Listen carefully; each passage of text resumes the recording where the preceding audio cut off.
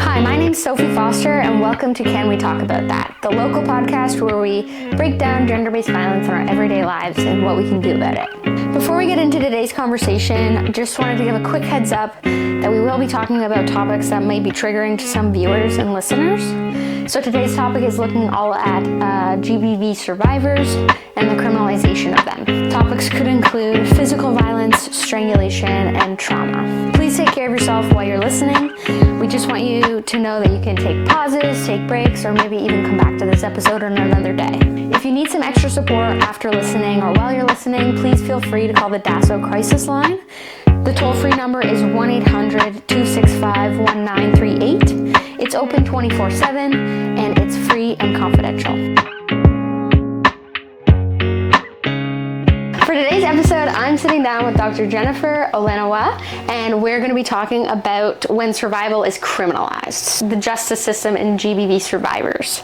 So I'm actually going to hand it over to you to kind of introduce yourself and how you fit within the GBV world, but also this topic specifically. Okay, thanks. So currently I work as the coordinator for the Stop Violence Against Women Coordinating Committee in Perth County. And I was hired in that position several years ago because it tied into my own research, or I was interested in the position because it tied into my research. I was completing my PhD at the time, and my PhD was looking at how did we get to the place where survivors of intimate partner violence are criminalized rather than protected by our criminal justice system's response to intimate partner violence. And so I was researching on the history and creation of the mandatory arrest laws and the creation of the domestic violence courts, and that happened through the 1980s and 1990s. And in that history, as we'll get into, the coordinating committees, especially in London, had a pivotal role in the creation of the first mandatory arrest directive. And so when I saw the position that was up in Perth County around coming in and being the coordinator, this was a perfect fit to the work that I had been researching and seeing how relevant that work still is today in the field of GBV. Oh my gosh, yeah. And I mean, we see that with lots of clients that come to our services as well, that they're actually getting charged or they're getting criminalized. Yes. So to kind of open our topic, what does it mean when we say that survivors of gender-based violence are criminalized? And maybe can you give us an example of what that would look like? Yeah. So basically, the mandatory arrest directives came into effect in the early 1980s. They started in London, where in 1981 the London police force was the first one to issue a mandatory arrest directive to their police force. And what that says is if a police officer arrives at a domestic violence call and they have reasonable and probable grounds to believe that an assault has occurred, they must make an arrest. So it's not a choice. Nobody can decide other than the police whether a charge will be laid in that situation. And historically that wasn't the case. The London police force, before that was in place, were showing up to domestic violence calls. They were charging, and I think the research said like 3% of the cases, but in 60% of the cases, they were telling the women, we believe you have enough evidence, but you need to go and pursue what was then called a private information, so you need to lay the charge yourself. And that involved a long process of going in front of a justice of the peace, and it just was a lot of pressure on the woman, right? So then she was seen as being responsible for charging her partner for assault. And, we can talk more about what the implications of that are. But at the time, there was a really close working relationship between the London Coordinating Committee and the Chief of Police. And they were unhappy with this sort of outcome. And they felt like the onus should not be on the women to make the charge, that our criminal justice system plays a significant role in telling society what's acceptable and what's not in terms of behavior. And so they wanted to see, at the time, what was called wife assault to be criminalized.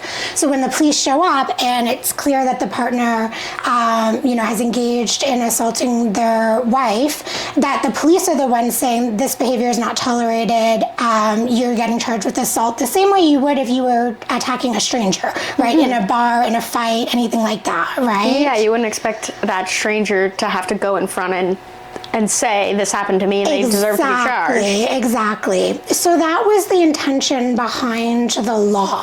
And so in 1981, that was working fairly effectively according to the London community. But the police in London had a really close relationship with the VAW advocates, so the Violence Against Women advocates working. And so they had a really good understanding of what does domestic violence look like as a whole. And it is a much more, as we all know who work in the field, it is a much more complicated world and experience than a singular assault that might occur like in a bar fight, right? Which is, kind of a good example in terms of what is a singular incident versus we know domestic abuse is a behavior of like ongoing, it's an ongoing pattern, right? Of behaviors, both physical, but a lot of emotional, financial. But the problem is our criminal justice system tends to treat incidences as individual occurrences and really can only think about occurrences in this individualized way.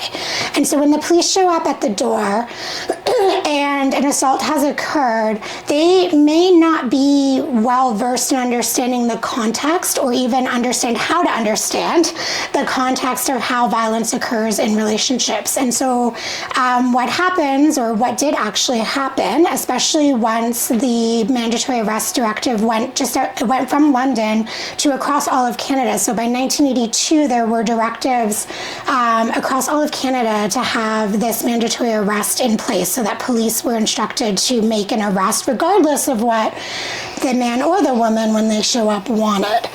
So they show up, say, to a DV call, and we'll use what is a fairly common but sounds extreme example, but it is fairly common. He may have been strangling her.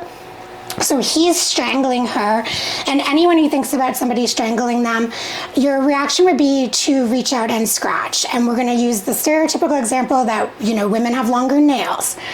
So she gets a good scratch in. Scratches show up right away. So he's strangling her, she scratches him, and say it's a neighbor who hears the fight. So it's neither one of them even calling the police. The neighbor calls the police show up, and immediately they can see that technically for them, he's been assaulted because he has scratches on his face. Her bruises from strangulation won't show up right away. So immediately, if the man claims, and this came out in the research as well, that a lot of the men who are abusers also know now that if they can get their statement made first, if they can claim victimization and say that she attacked me, she'll be the one who is charged. So right away, the cops are like, yeah, he's got scratches on his face and she doesn't have any visible injuries. Clearly, she's the one who attacked him, so she's the one who's charged with domestic assault.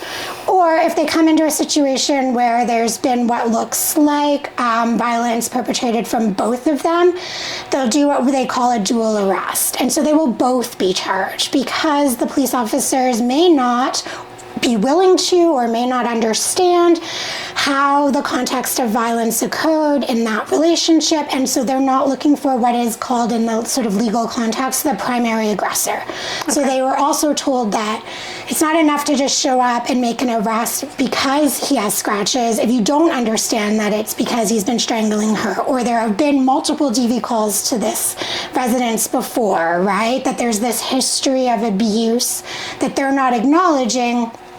Then she gets arrested. Even though she might, and again, there have been cases where she's the one who made the call, even in that instance, asking for help, and the police arrive and for a variety of reasons conclude that she's actually the aggressor and she's the one who's charged. Right, which is so frustrating. Yeah, it's really upsetting. Yeah, especially, I mean, for anyone just listening and hearing about this for the first time, I mean, obviously it shows up as more complicated. Right. Humans like seeing the bad guy and the good guy and justice. Right, and obviously in these situations, that's what we want. But then it can get really complicated with all these different systems and players and... Right, and I think people don't realize when they say, like, well, why doesn't she just call the police? Well, a lot of women, a lot of victims know, they're the ones who do hear what the consequences are, right? They talk to each other. They understand that the system responds. So even if, even if he is charged, we can talk also about how that isn't what a lot of women want and why. But women also know that women are getting charged. So they know that victims are calling, and then suddenly she's the one being charged. That is going to stop most people. I mean, that would stop anyone from calling the police if they thought there was a risk that they were going to be seen as the perpetrator and face criminal charges.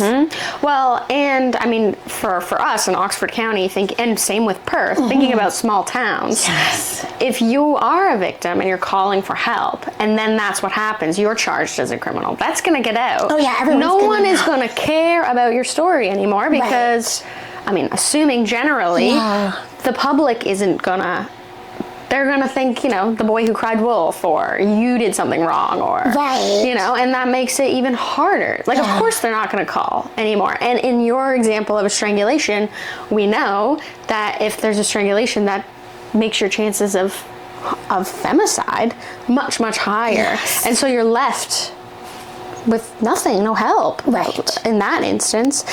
And another thing, just as you're talking, I'm just so excited about this episode, is that I was thinking, we've seen it in our clients as well, how many times it's actually been communicated to the women calling the police that, well, stop calling us. You've called us so many times. Clearly you're the problem. And I mean,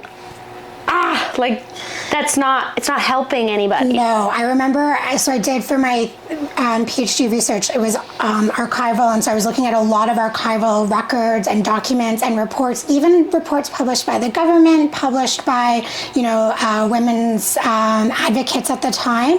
And there was a report that was funded by the government to be published, and it literally says in it, please advise women that when calling the police, they should not say that it's their partner abusing them or hitting them or attacking them. They should say it's a man. And it literally spells out, because police will come more quickly and take it more seriously if they think it is like a stranger attacking this woman than if it's her husband. And that was in writing in the early 1980s. So, I mean, it was recognized even then that the criminal justice system is a problematic response to intimate partner violence. And there's biases there. Lots of bias. Wow. Okay, so thinking about this, now that we know what it looks like and how it shows up, how common do you think this has actually happened? What are the kind of most common ways that it's showing up? So unfortunately, dual arrest, I think, is the most common, because so the Crown attorneys that I interviewed for my thesis said, well, the police, sometimes their answer is just to arrest them both, because it's kind of throw your hands up, like, I don't know, and they'll sort it out, in the courts. But by then the damage is already done, right? She's charged, he's charged. We're facing, criminal charges, children impacted, ostracization. Yes, exactly. Potential loss of jobs, like you said, small communities talk. So even though, example, in Perth County, a couple hundred charges of domestic violence, women might be a small percentage of that. So, maybe it's 10% are women being arrested, but the issue is, and all of the research backs this up, 90% of those women are the victim, right? So it isn't, like, I'm not saying there's never a perpetrator that's a woman, and obviously in same-sex relationships, one of the partners is the abuser, right?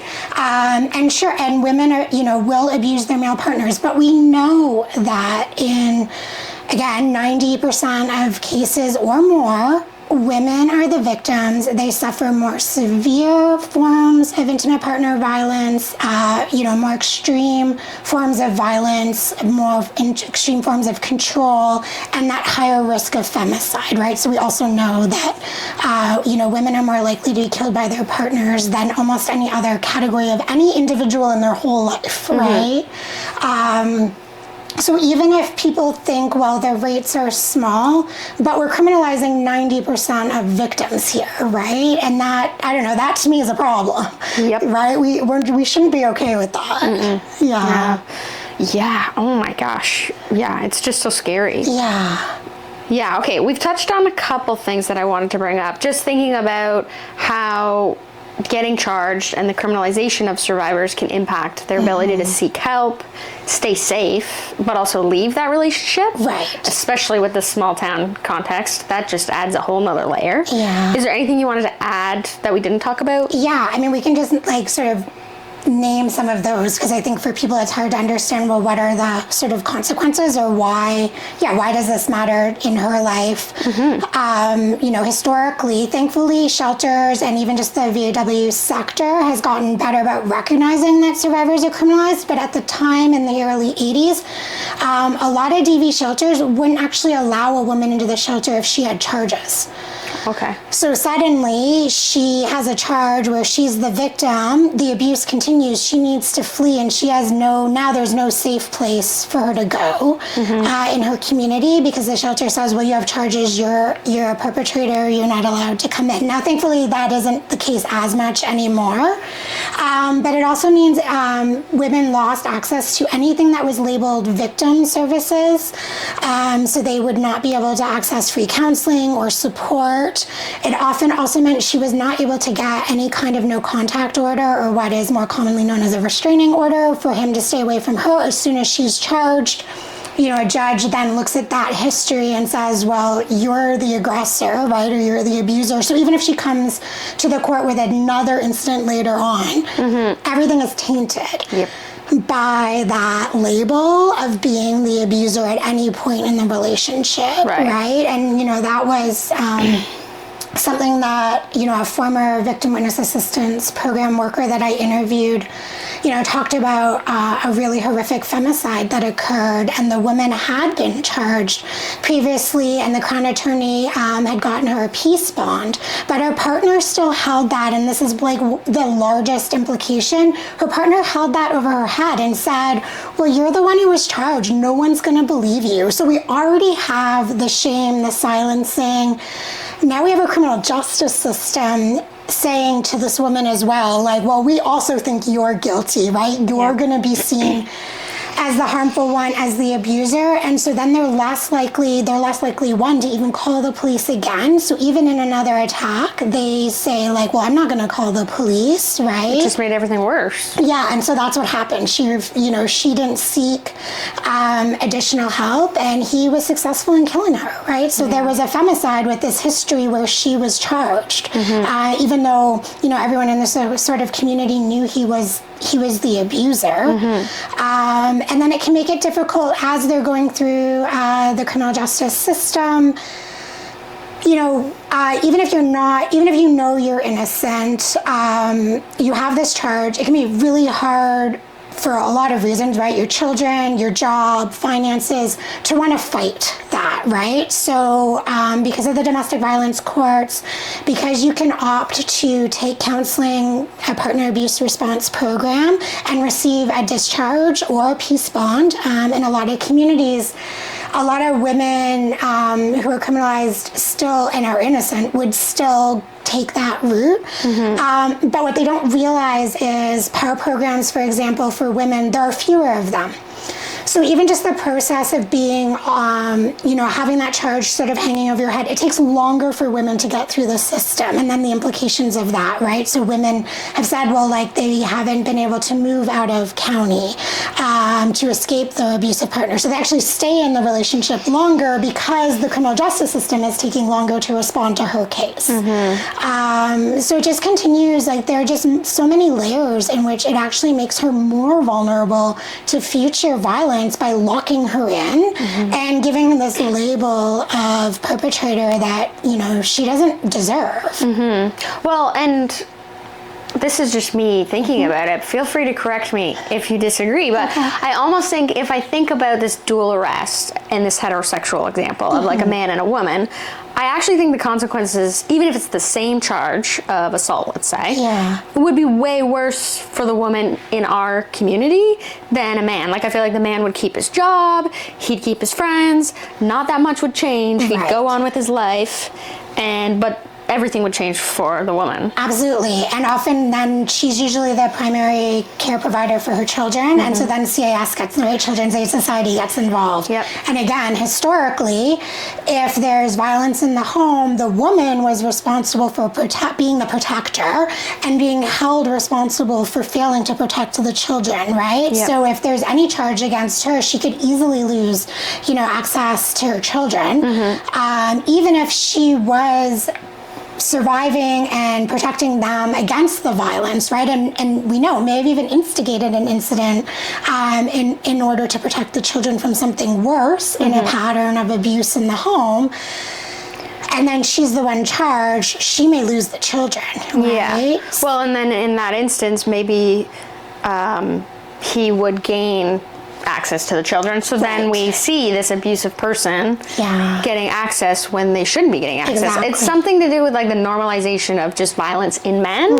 Because it's so normalized, it's not as bad. No, you're right. It's seen as not as bad. You're absolutely right. Women, there's outside of even intimate partner violence charges, any criminalization of women, any behavior by women, when you look at the research that's done, women are always treated more punitively by the criminal legal system. So yes, a general assault from a man, he might get like a conditional discharge or probation, but we know women, they'll face jail time, for example, right? And Indigenous women especially, right? We see such a high rate. So yeah, they show up and arrest her, and if she's a woman from a marginalized community, she'll face an even more punitive response than a Caucasian male would have for the exact same charge in intimate partner violence. And in fact, that's what, and even for racialized men as well, right? I mean, the response is more punitive to them as well. You know, I interviewed a coordinator for a partner abuse response program in a very large, highly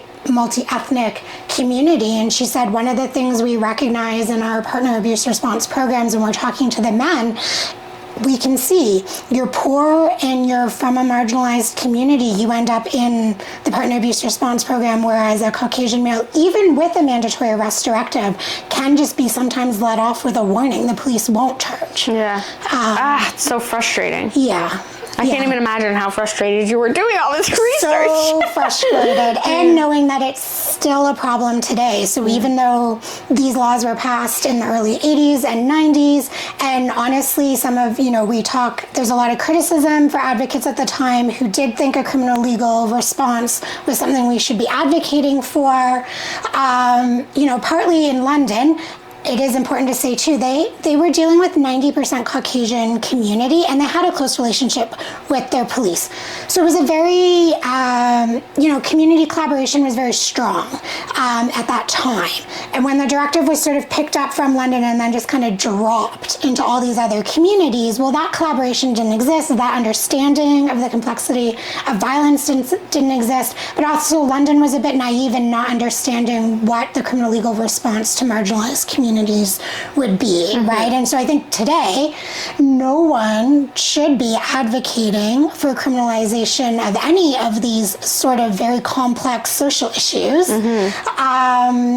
And it's very challenging to know that for now, the response has remained fairly stable, right? So I researched that time period because in the 4 decades since, that is still the dominant response. We are still more well-funded through the criminal legal system to respond to intimate partner violence than any other part of the VAW sector. And we see that in our jobs every day. Okay, yeah, that's huge context to have too. So thinking about the system and all these different actors other than kind of the VAW, and if anyone doesn't know what that means, violence against women kind of sector, what ways do you think policing, courts, you said you talked to crown attorneys, probation, how do you see them kind of unintentionally contributing to this problem?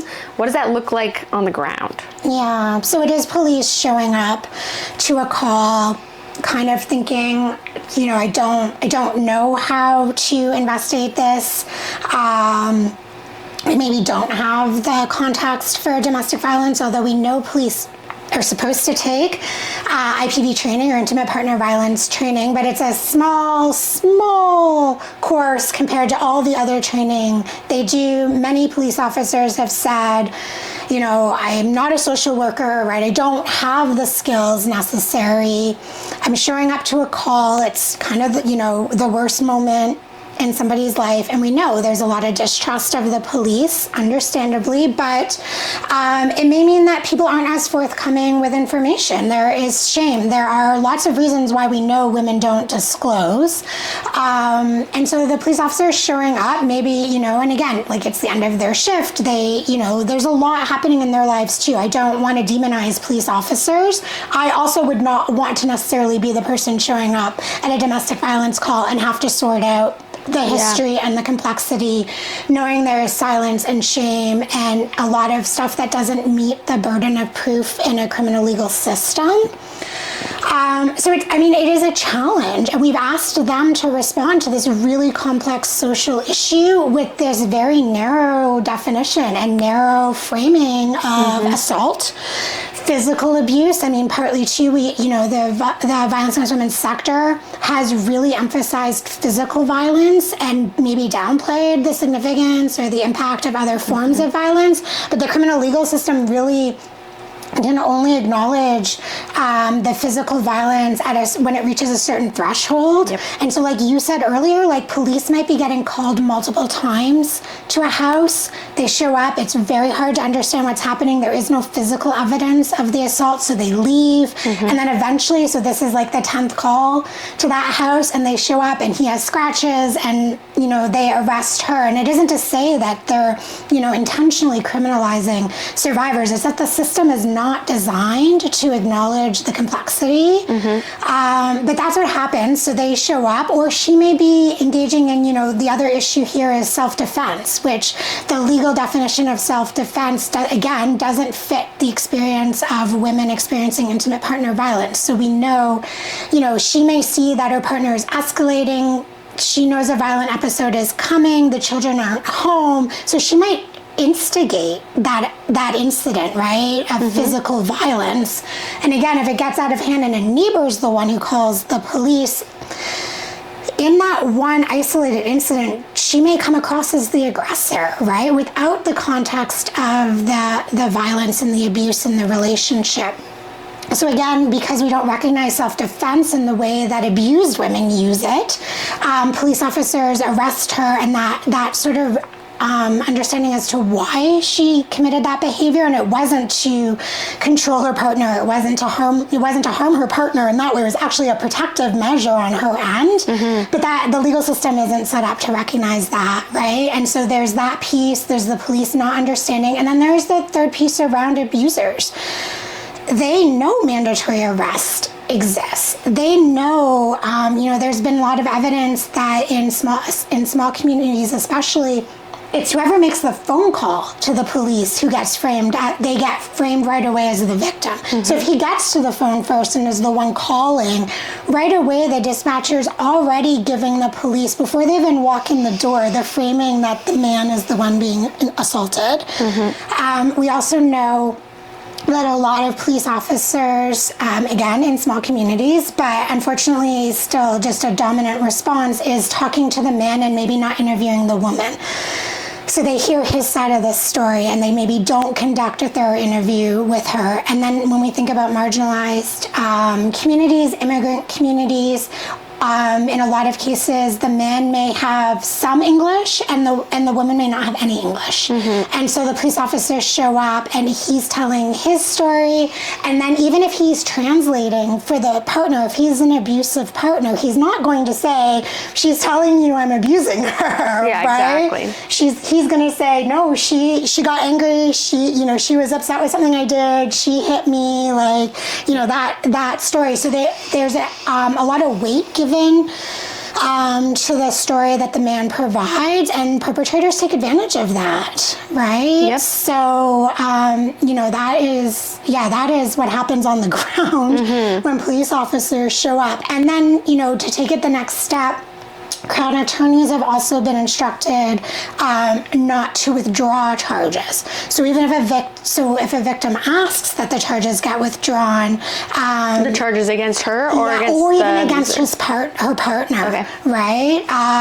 They are instructed not to do that because, again, there was the belief and the understanding that it's him or his family or her family putting pressure on her to have the charges dropped so that it wouldn't be taken as seriously. It wouldn't go through the legal process. And so, what happened historically too, I think, thankfully, it doesn't happen as often anymore, but women were criminalized because they refused to testify against their partners. So in my research, I found out that the first 2 women technically jailed under the mandatory arrest directives, like the first 2 individuals jailed under a mandatory arrest directive were actually 2 wives who refused to testify against their partners, and they were held in contempt of court, and then they were put in jail. Wow. So survivors are criminalized not only when she's charged, but they can even be criminalized when he's charged. Yep. Which is, again, something that most people who don't ever sort of bump up against the legal system would even consider a possibility. Like, how does that make any sense? Well, and I feel like we're seeing this in modern day. Like, even if you look at the Hockey Canada trial and all these cases that are going on in present day, looking at, well, a woman is saying that this happened to her. She's, called the police, she's done everything she's supposed to do, and then maybe there's not enough proof. There's not enough proof to show that happened, blah, blah, blah, the list goes on, and then you're the problem, you lied, you da-da-da-da. Then everyone turns against her, but as a community, when you think about when we have abusive people in our society, how do we, I don't know, there's so much to think about. How do you look out for everyone? Like if you say, no, that man strangled me. Right. And now I don't have proof, but it did happen. I personally, if I think about that, I want to crawl into a hole. Right, yes. If everyone turns against me, that's how I feel. And that's part of one of the many problems of relying on our legal system to be the response, right? The dominant response. It is reactive, right? It only shows up after harm has been caused, and it has to be harm at a certain threshold. You have to meet this burden of proof, and we underfund all the other services, right? So even if you want help beforehand or as things are escalating, it can be hard to find that assistance. Yeah. One thing that we talked about that we really wanted to bring up in this, thinking about, I know you mentioned like the police or the justice system need a certain threshold to charge. One thing we wanted to talk about is how the UK, but also Canada, there's things moving forward about criminalizing coercive control, which would be huge, and huge in these contexts. So for me, as an outsider, I'm like, we need to criminalize coercive control. Right. But I recognize that through your research, there's also problems with that. Yes. And there's risks. Yes. Especially in the context of, okay, but if we criminalize coercive control, maybe that's more possible charges for these victims. It absolutely will be. I do not support criminalizing coercive control. And let's think about, well, what are we saying coercive control is? Well, it's all the other pieces of abuse that are even harder to prove, right? So any form of emotional abuse, psychological abuse, threats, harassment, calling you names. Well, most people would think calling you names is not worthy of a criminal legal response, right? Financial abuse, all of these pieces that are even more challenging for a victim to prove have happened to her. And not only that they've happened to her, and this is, I think, the problem with a criminal legal response. So there's the burden of proof, but there's also what's called like the reasonable person's response. So that is thinking, well, how would a reasonable person respond? And we see, the best use of this is in a self-defense, right? Like, did they need to use lethal response in order to protect themselves, right? Did they truly believe they were going to be killed, and therefore that justifies their response? Well, imagine, how do you put a reasonable person's response on somebody calling you names or not letting you talk to your family or not talk to your friends, right? Like, I think in the context of abuse, it's very hard for someone who's never experienced that to understand what the impact might be for her, and whether it's happened twice or if it's been 20 years. And that those responses are very different, right? Or if you grew up in an abusive household, you might have a very different understanding of what a normal relationship looks like, and unfortunately your tolerance for what for someone else might be like a red flag very quickly. Your tolerance for that red flag might be very low, and it might take a lot more escalation and violence.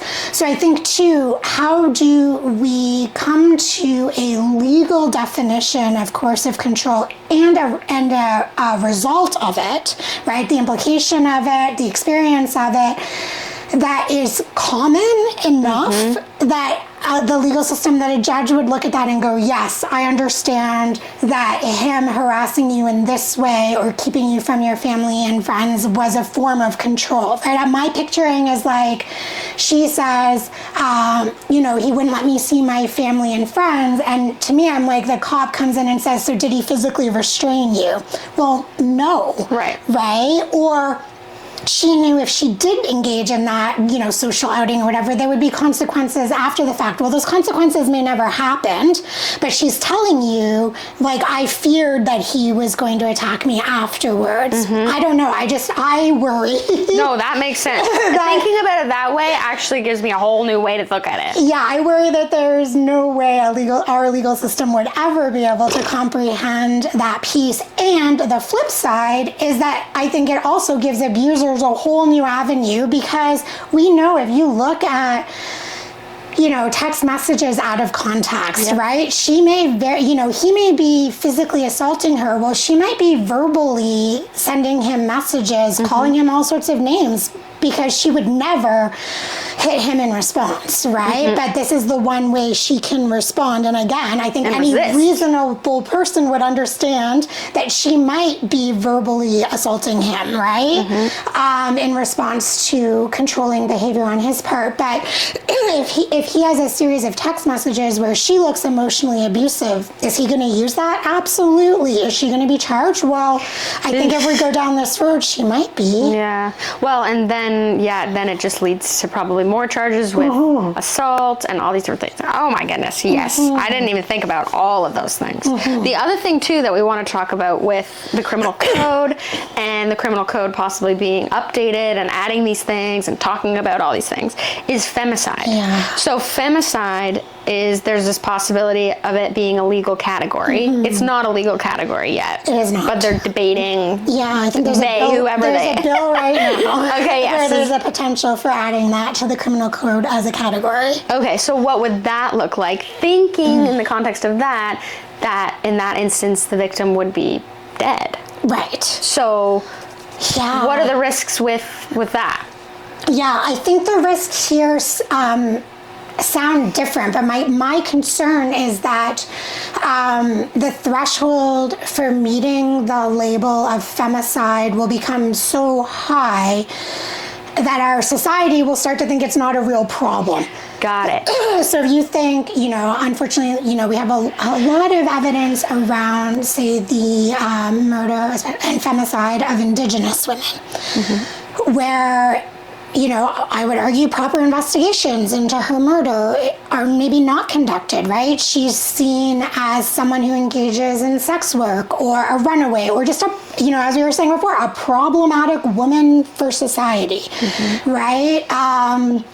That a murder in that case, if without a proper investigation, may not meet whatever the threshold or whatever the definition is for femicide. And so then I'm concerned that if we have, a certain number of murders of women, and then the police whatever the definition ends up being, and this is another piece, even in the violence against women sector, we cannot come to an agreement on what a femicide is, right? Is it any woman killed by any man? Do they have to have had an intimate relationship? What about children? So sometimes the daughter is counted, but if it's a male child, they're not counted, but it's killed in the context of domestic violence. So some people say even a male child should be counted as technically a femicide, right? It is this form of control. Right? Or if a child is killed, but not the mother, as a way for the abuser to like basically devastate the woman forever, right? You know, what would that be labeled as? And we see the complexity, I think, around, you know, how often are hate crimes accurately labeled hate crimes? Because you have to understand the motivation of a person that I think in a way that is very challenging for our system.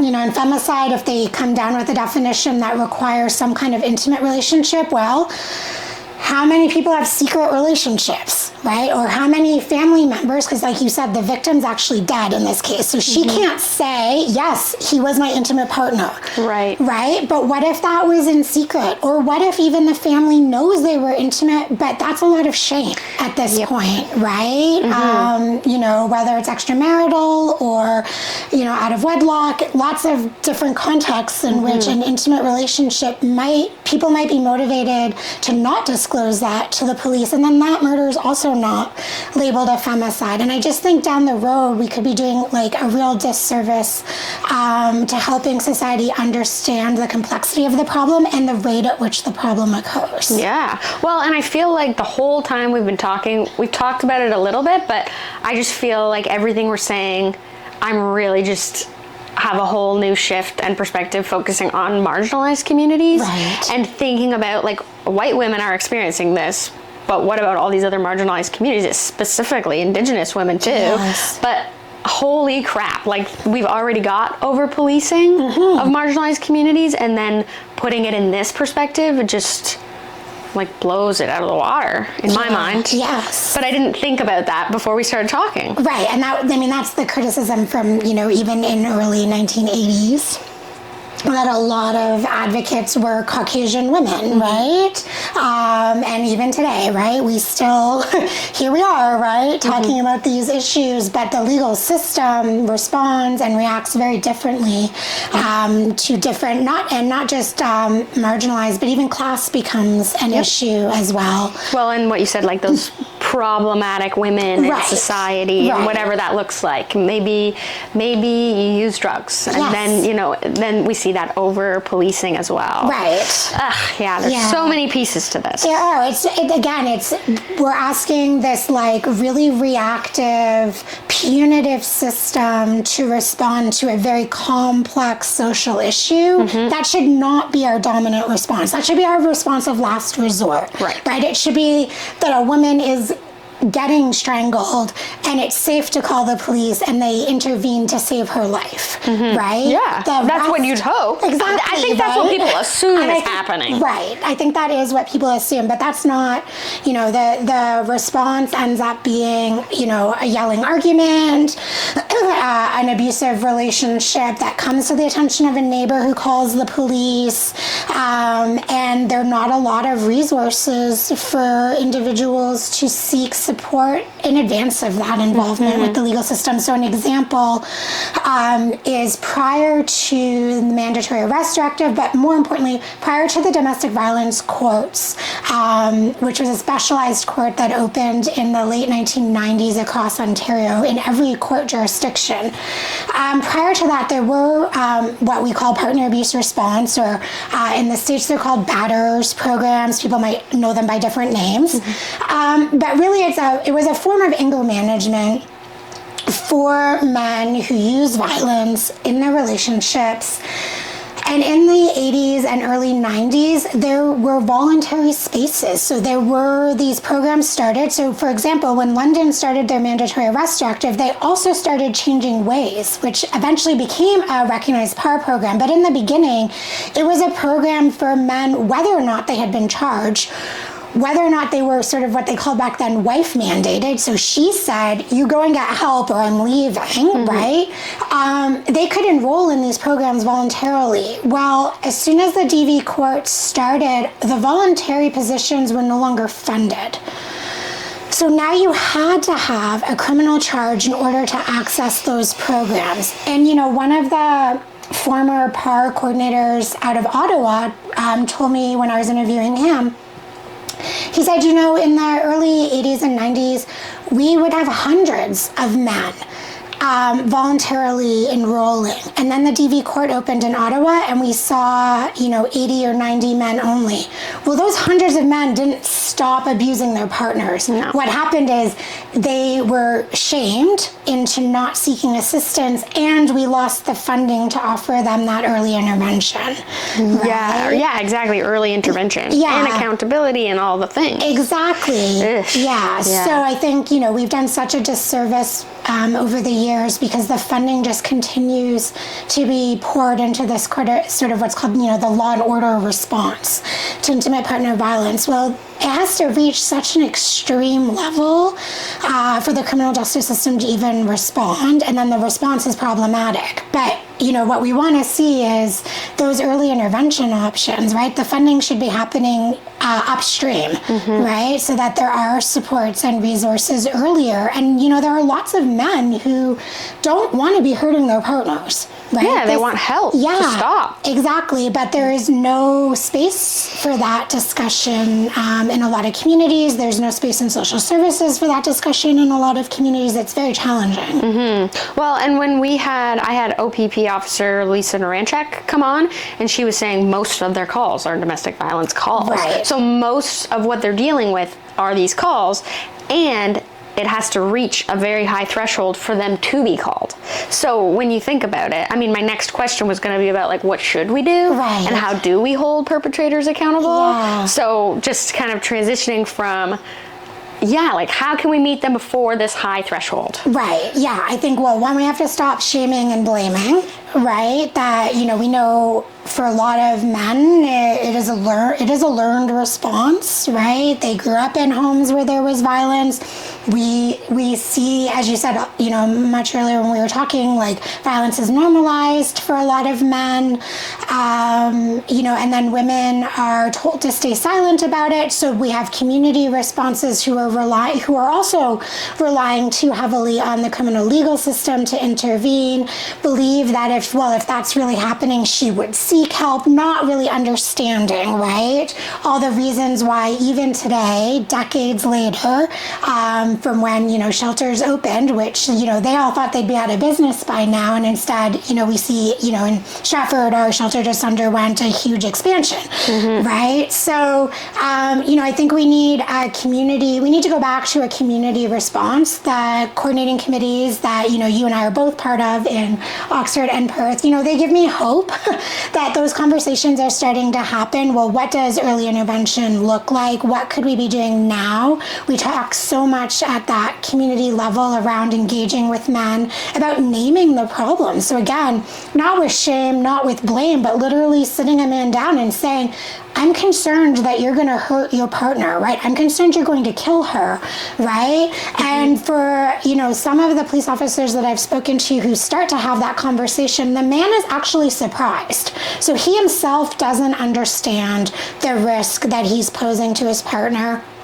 And I think, again, that sits because of the normalization of violence, right? That again, this isn't coming from, in a lot of cases, it isn't coming from a true, hatred of their partner and a desire to harm them. It is literally coming from, this is the only way I know how to respond, and I feel threatened when she sees her family and friends, and I don't understand why I feel threatened, right? But if I could have that conversation with somebody, I wouldn't maybe respond in that way, right? I would have those tools to communicate. And then on the flip side, the not putting the responsibility on the woman. So I mean, so often, for so long, we saw posters of women with black eyes saying, like, if you're being abused, you have to call, you have to reach out for help, you have to be the one to stop the violence. Well, why is that her responsibility? Yeah. But also, a lot of women who are experiencing violence or abuse in their relationships look at those posters and think, that's not me. I don't have the black eye. I don't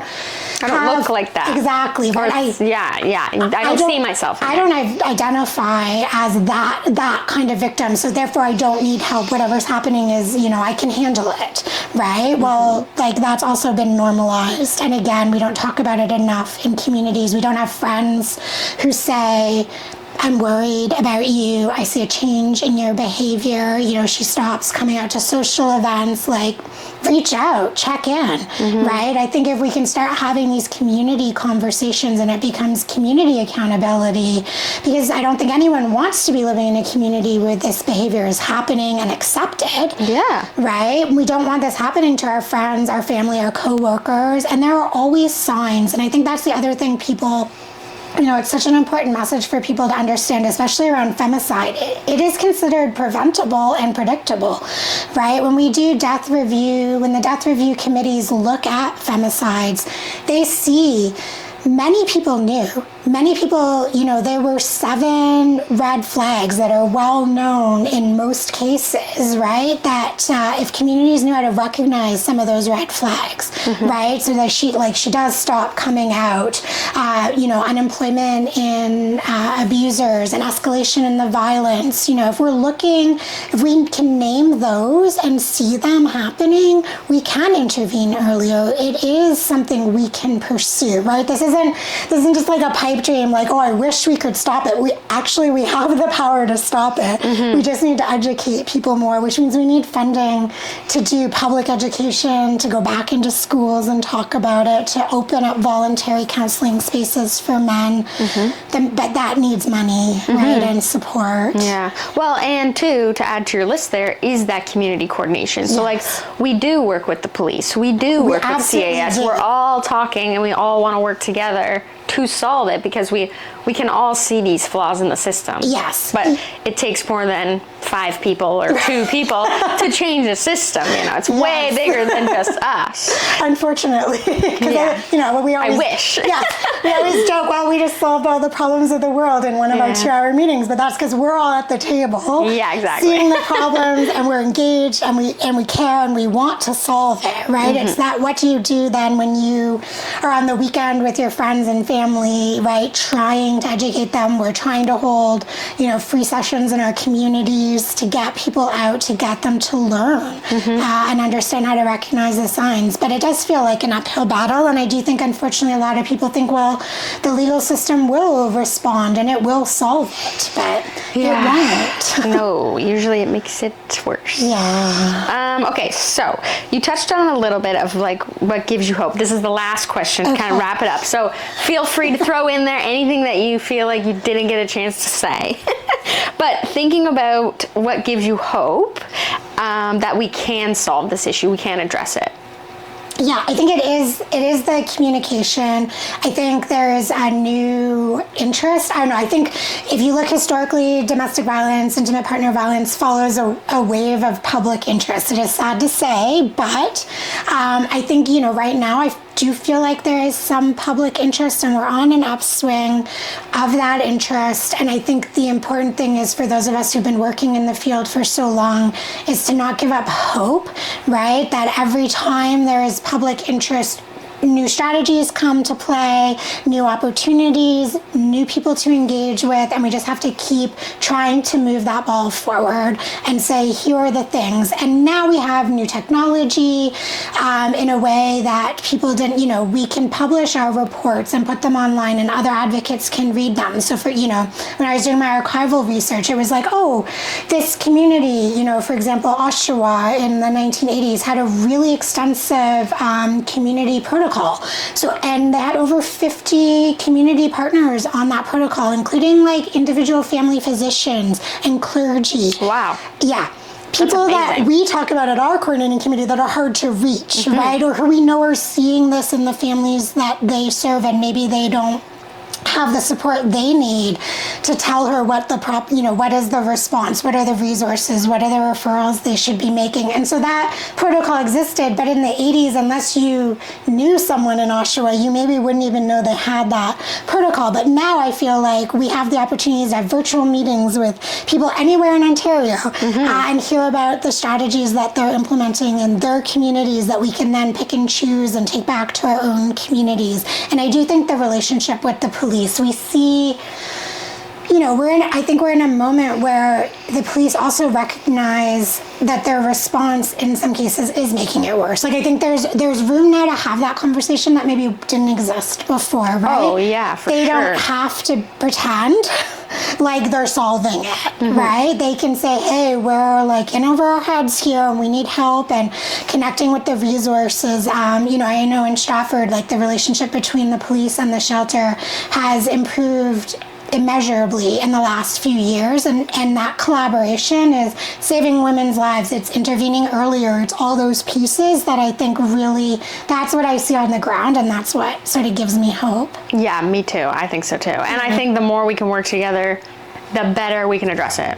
Yeah. Huge. Because, I hope you can tell from this conversation, it's so complicated and there's so many layers, but that's why I had to have you on the podcast. Well, I really appreciate this opportunity. I could talk about this forever. Yeah, I think I could talk about it forever now too. Well, thank you so much for coming on and sharing all your expertise with us. Thank you so much. Thank you so much for listening to this really important episode of Can We Talk About That?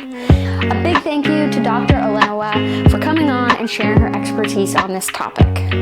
Again, if you need anything after listening to this conversation, or if something was maybe brought up for you and you need help processing, please feel free to call the DASO crisis line. The toll-free number is 1-800-265-1938. It's open 24/7, it's free, and it's confidential.